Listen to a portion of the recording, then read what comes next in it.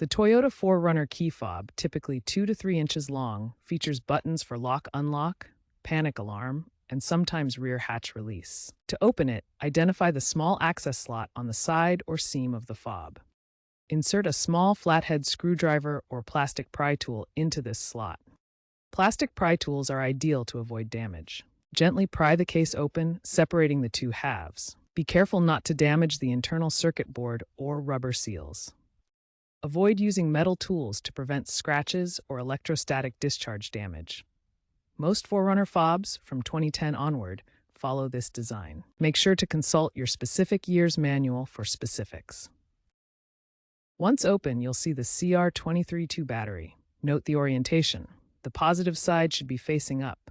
Remove the old battery and insert the new one, ensuring correct polarity to avoid short circuits.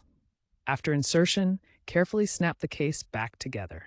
Test the fob to confirm functionality. Work in a static-free environment and consider an anti-static wristband. Replace the battery proactively every 12 to 18 months to avoid lockouts. Watch for water damage, and if it occurs, clean corroded contacts with isopropyl alcohol before replacing the battery. While DIY replacements save money, handle with care to avoid voiding warranties.